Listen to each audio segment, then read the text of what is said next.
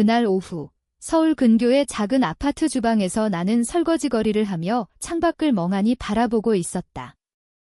거품이 터지는 소리가 조용한 집안을 메우고 거실 바닥에서 아들 승우가 장난감 트럭을 굴리는 소리가 들려왔다. 남편 지훈은 이웃집 울타리를 고치러 차고로 나가면서 핸드폰을 카운터에 놓아두고 갔다.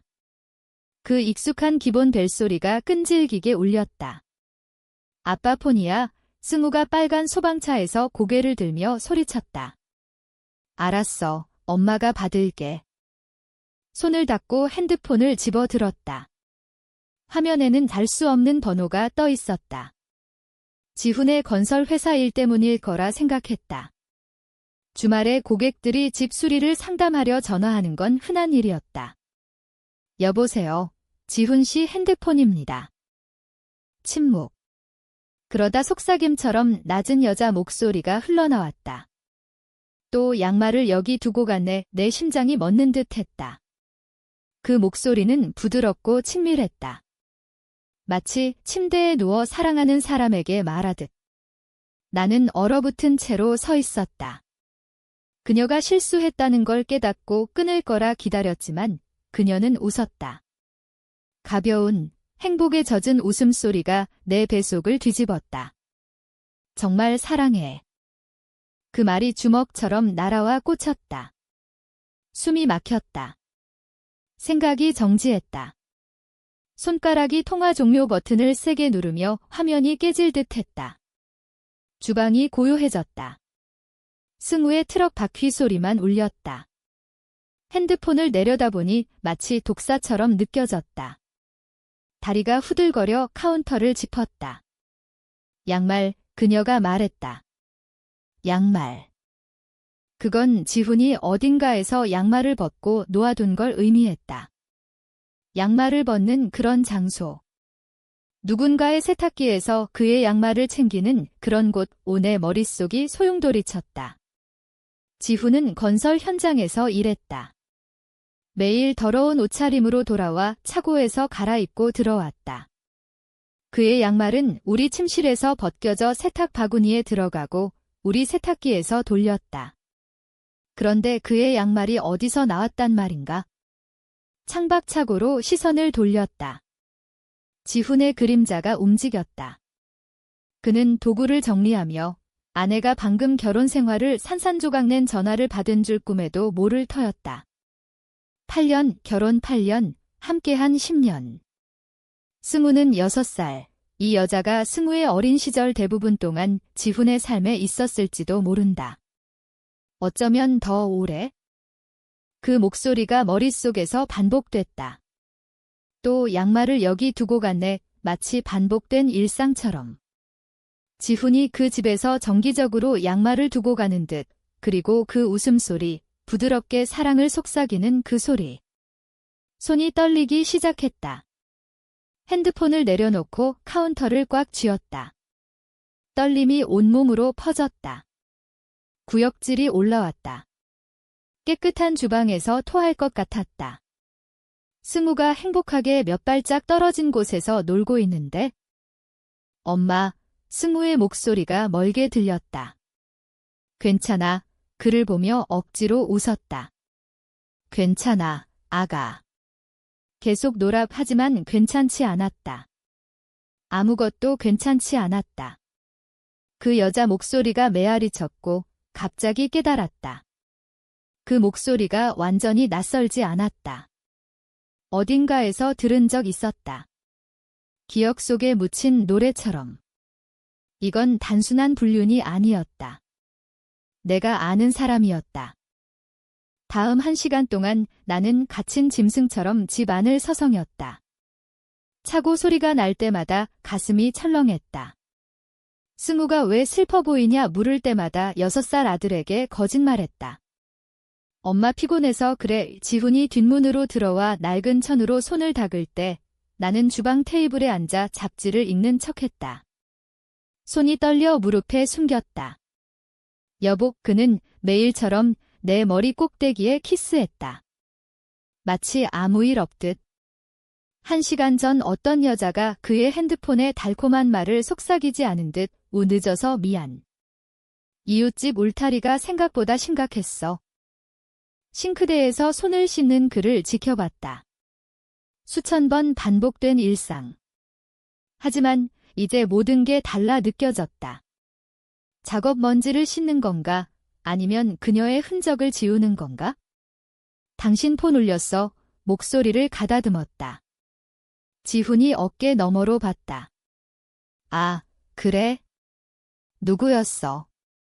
내가 받았어. 그가 돌아서며 수건으로 손을 닦았다. 그의 얼굴에 무언가 스쳤다. 공포, 아니면 패닉. 너무 빨라 놓칠 뻔했다. 뭐래? 그의 목소리는 평범했지만 눈이 나를 피했다. 여자였어. 잡지가 바닥에 떨어지며 일어났다. 당신 양말을 그 집에 두고 갔다고 하던데. 지훈의 안색이 창백해졌다. 바람 피우다 걸린 자의 붉은 얼굴이 아니라 유령을 본 듯한 창백함. 민지야, 설명할게. 그 여자가 사랑한대. 지훈아, 내 목소리가 갈라졌다. 웃으면서 사랑한다고. 지훈이 머리를 쓸어 넘겼다. 스트레스 받을 때마다 하던 행동. 하지만 이건 다른 스트레스였다. 무너질 듯한. 그게 아니야. 그는 속삭였다. 그럼 뭐야? 가까이 다가가 그의 얼굴을 살폈다. 내 생각엔 남편이 바람 피우는 것 같아. 세탁까지 해주는 여자와. 아니야. 지훈이 세게 고개를 저었다. 민지야, 아니라고. 복잡해. 복잡하다고. 웃음이 나왔다. 유머 없는. 바람 피우냐 아니냐, 그게 복잡해. 지훈이 거실을 봤다. 승우가 놀고 있었다. 다시 나를 봤다. 승우 재울 때 얘기할까? 아니, 목소리가 날카로웠다. 승우가 고개를 들었다. 낮췄다. 지금 해. 지난 1시간 동안 미치겠어. 그 여자가 누군지, 왜 당신 양말이 거기 있는지. 민지야, 제발. 누구야? 지훈. 그는 입을 열다 닫았다. 그의 손도 떨렸다. 문 쪽을 힐끔거렸다. 도망치고 싶어 하는 듯. 지금은 말 못해. 말 못해. 목소리가 커졌다. 아내가 당신이 자는 여자를 모른다고? 누구랑 자지 않아? 지훈의 목소리가 절박했다. 맙서사, 민지야. 난 절대 바람 안 피워. 믿어. 그럼 그 전화 설명해. 못해. 왜? 그는 잃어버린 아이처럼 보였다. 이해 못할 테니까. 그 말이 가장 아팠다. 시도해봐. 지훈이 나를 오래 봤다. 내면의 전쟁을 치르는 듯. 마침내 핸드폰을 꺼내 스크롤했다. 뭐해? 전화할게. 속삭였다. 고쳐야 해. 뒷문으로 나갔다. 지훈, 감히 도망치지 마. 하지만 그는 이미 밖이었다. 창밖에서 그가 초조하게 서성이며 말하는 게 보였다. 아마 그 여자에게. 그날 밤, 지훈은 소파에서 잤다. 생각할 공간이 필요하다 했지만 나를 피하는 거였다. 텅 빈 침대에서 천장을 보며 지난 몇 달 대화를 재생했다. 놓친 단서를 찾으며. 다음 날 아침, 지훈은 승우와 내가 깨기 전에 출근했다.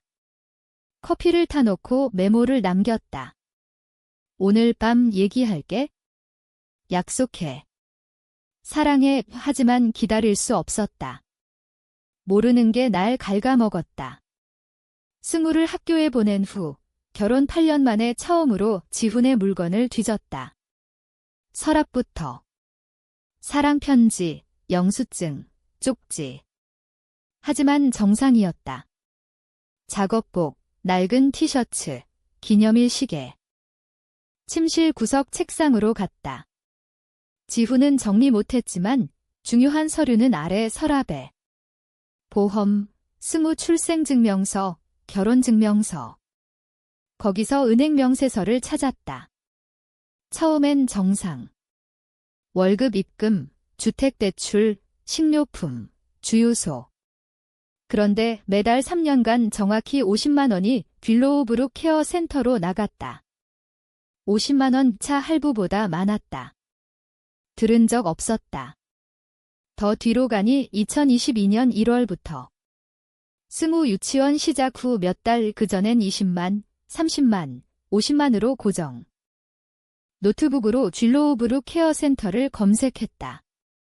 웹사이트가 천천히 로드됐다. 심장이 내려앉았다. 장기 요양시설.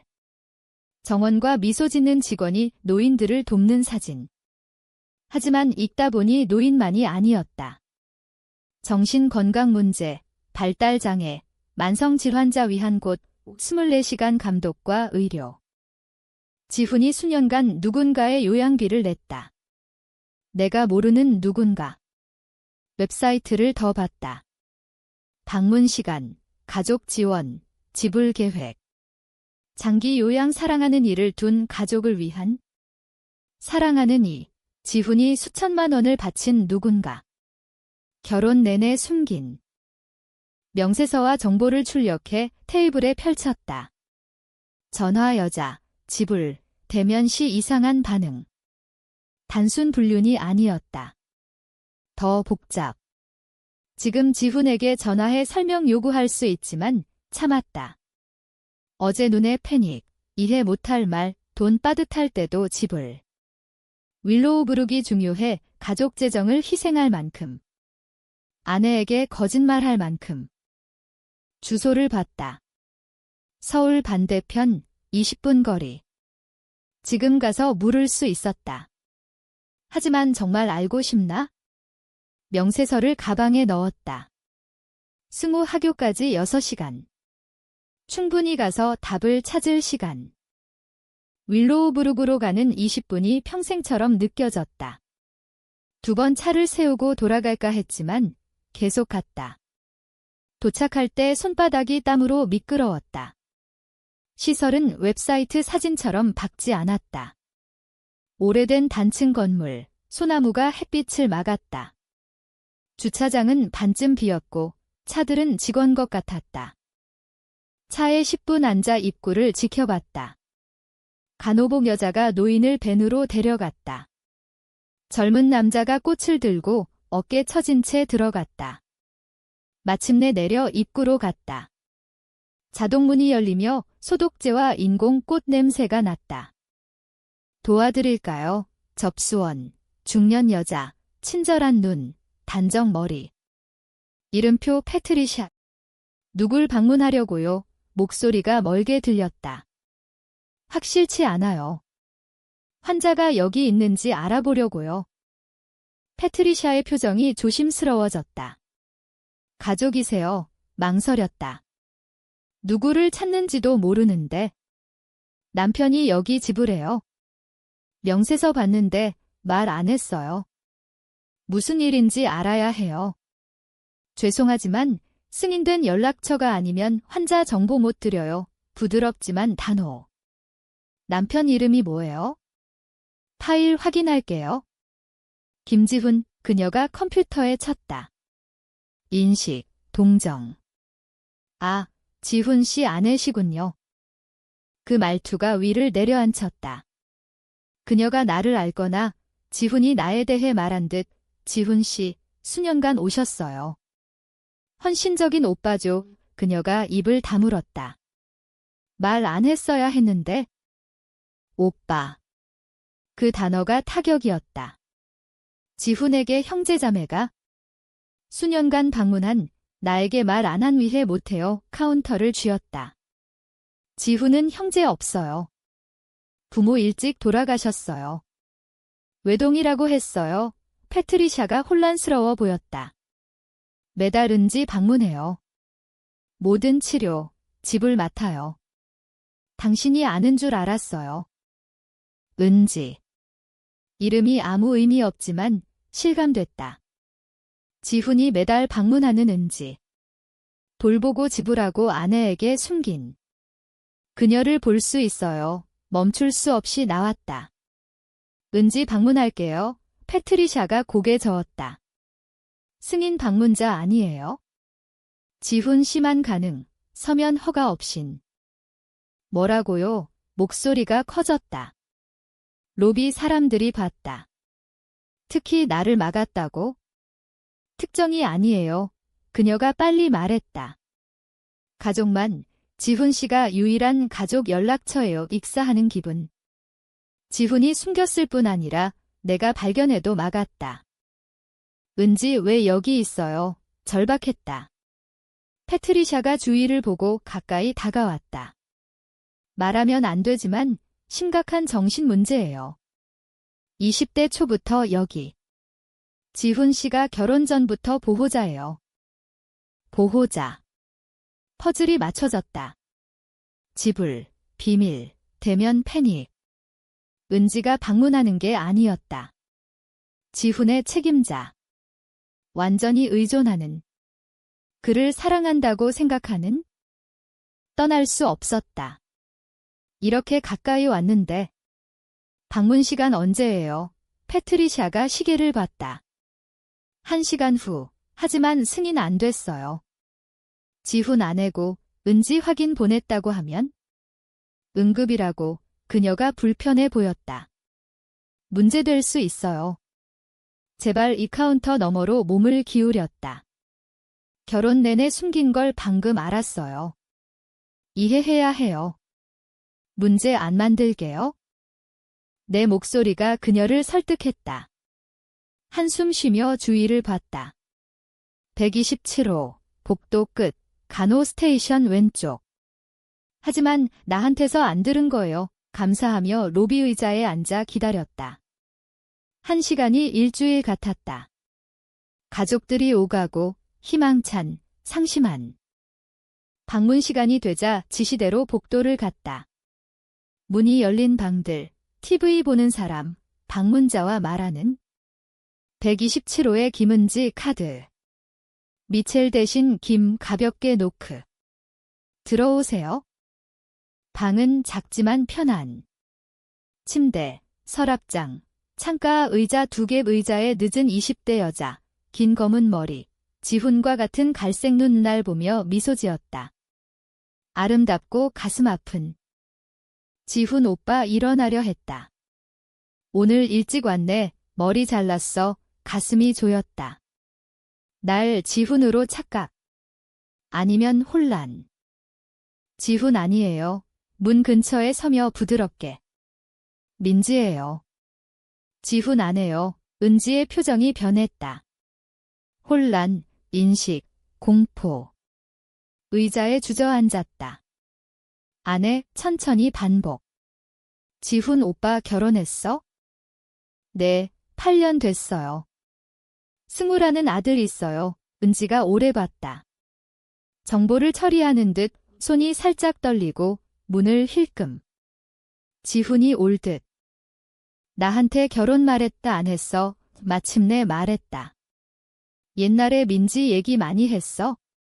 민지 이래, 민지 저래. 그런데 언급 안 하길래 헤어졌나 했어, 옛날. 가까이 다가가 창가 의자에 앉았다. 은지 씨, 지훈 어떻게 알아요? 바보 같은 질문처럼 봤다. 내 오빠야. 큰오빠. 22살 때부터 돌봐. 오빠. 하루 종일 맴돌던 진실. 지훈에게 정신질환 여동생. 수년간 시설에 사는.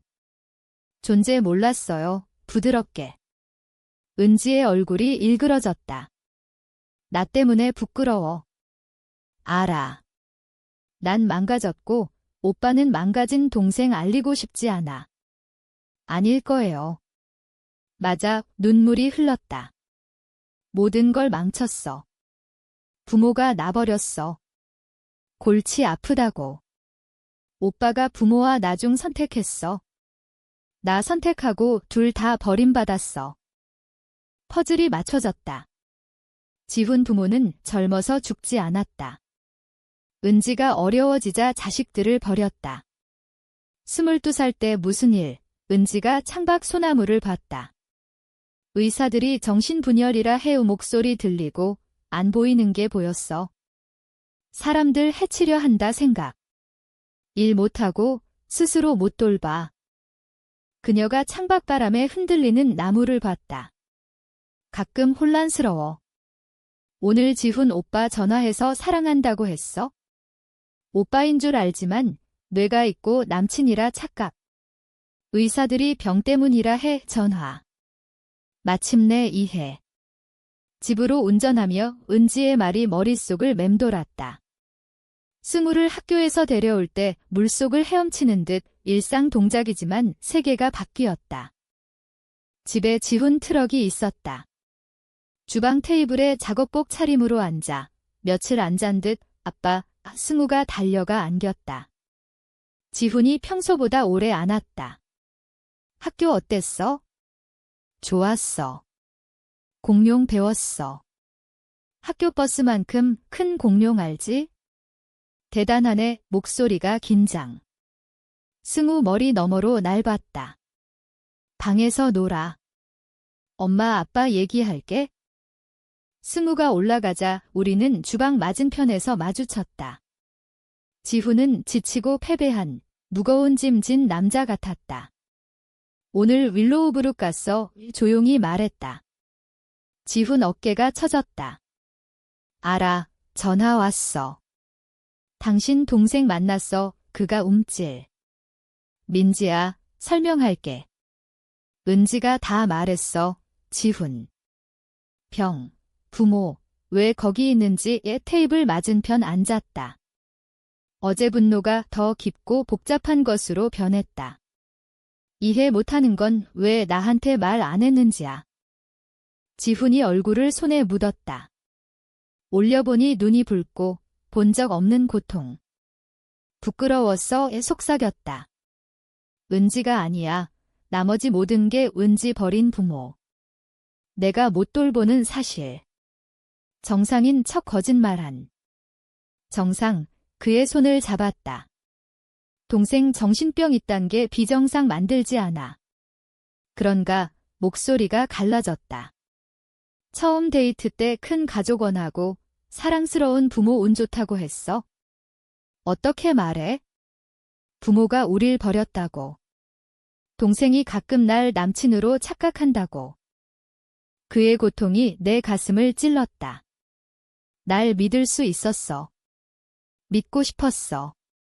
맙서사, 민지야. 수없이 말하고 싶었어. 그런데 미룰수록 어려워. 결혼하고 승우 낳고. 진실 알면 떠날까 봐. 아이들이 은지 병 물려받을까. 이런 엉망 가족 못 견딜까 두려웠어. 그의 손을 세게 쥐었다. 8년 동안 혼자 짊어졌어. 매달 방문. 의료 결정, 재정, 모든 걸 부모처럼 버릴 수 없었어. 눈물이 흘렀다. 하지만 너와 승우 잃을까 봐. 너희가 내 전부야. 어제 전화. 은지가 가끔 착각. 약 도와지만 에피소드 있어. 나쁜 날 목소리 필요했어? 그 순간 난 오빠가 아니었어. 은지가 작은 방에 홀로 앉은 걸 생각했다. 매달 지훈 방문만. 지훈이 부담지고 지불하며 사랑하는 사람에게 비밀 먹히는 거짓말. 난 안 가 이 단호히. 지훈, 믿지 않은 건 화나지만 안 가 이 그가 희망과 불신으로 봤다. 가슴이 아팠다. 은지는 당신 동생이야. 우리 가족. 일어나 테이블 돌아 앉았다. 지훈이 무너지듯 떨었다. 안도와 피로. 미안해, 민지야. 거짓말해서. 함께 헤쳐나갈게. 그의 머리에 속삭였다. 더 이상 비밀, 거짓말 없어. 같이 할게. 며칠 만에 처음으로 괜찮아질 것 같았다. 하지만 그날 밤, 침대에서 그 비밀의 무게가 나를 짓눌렀다. 지훈의 숨김은 단순한 거짓말이 아니었다. 배신이었다. 8년 동안 나를 속인, 재정을 숨긴, 가족을 위험에 빠뜨린. 은지의 병은 동정심을 자아냈지만 지훈의 선택은 용서되지 않았다. 부끄러움이라는 핑계로 나를 무시한. 다음 날 나는 복수를 시작했다. 그 비밀이 지훈의 삶을 파괴하게 할 터였다. 은지가 아닌 지훈의 부모를 찾기로. 그들이 벌인 대가로. 은지의 말에서 힌트를 얻었다. 부모가 그들을 버린 후 지훈이 홀로 은지를 돌봤다. 지훈의 옛 서류를 뒤져 부모 이름을 찾았다. 아버지 김태수, 어머니 박정희. 은퇴 후 부유한 동네로 이사 갔다는 기록. 인터넷으로 추적했다. 그들은 여전히 살아 서울 근교 고급 아파트에. 자선 행사 사진에서 미소 짓는 그들. 버린 자식들 없이 완벽한 삶. 분노가 끓었다. 그들이 은지를 버린 게 지훈의 비밀의 뿌리였다. 지훈이 나를 속인 원인. 나는 그들에게 편지를 썼다. 익명으로. 당신들의 버린 딸이 아직 살아요. 윌로우브룩에서. 아들이 홀로 돌보는. 당신들 때문에 파괴된 가족 5 편지를 보냈다. 하지만 그게 끝이 아니었다. 지훈의 회사에 팁을 보냈다. 재정 비리를 암시. 은지 지불로 회사 자금을 유용했다는. 사실 아니지만 조사 유발할 만큼. 며칠 후 지훈이 집에 일찍 왔다. 안색 창백. 회사에서 조사받았어. 재정 문제로 그는 패닉. 어떻게 알았지? 은지 비용은 내 돈이야. 나는 모르는 척. 무슨 일? 속으로 쾌재. 배신의 맛. 하지만 은지의 얼굴이 떠올랐다. 그녀의 죄책감. 나 때문에 오빠가. 복수가 드라마처럼 번졌다. 지훈의 부모가 연락 왔다. 편지 받은 후 지훈에게 전화해 용서해달라 했다. 지훈이 충격받아 나에게 털어놨다. 부모가. 은지를 찾았대. 그는 무너졌다. 내가 한 짓이야. 아니라고 했지만 눈빛이 의심. 가족이 산산조각 났다. 지훈은 직장에서 경고받고 스트레스로 은지 방문 줄였다. 은지가 악화. 에피소드 잦아졌다. 승우가 불안해했다. 엄마, 아빠 왜 슬퍼? 내 복수가 지훈을 아프게 했지만 은지와 승우도. 선택의 대가. 배신에 대한 복수가 나 자신을 파괴했다. 3개월 후 나는 윌로우브룩에 앉아 은지와 사진을 정리했다. 그녀가 승우 사진을 보며 미소. 오빠 닮았네.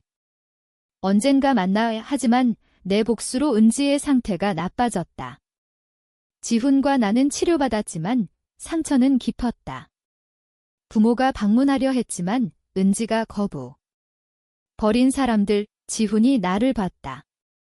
이 모든 게 내 복수 때문이야. 고통이 영원했다. 집으로 가는 길, 나는 생각했다. 복수는 달콤하지만 피의 대가. 가족을 재건하려 애썼지만 침묵의 상처가 남았다. 더 이상 비밀 없지만 반향은 계속. 배신의 대가가 우리 모두를 변화시켰다.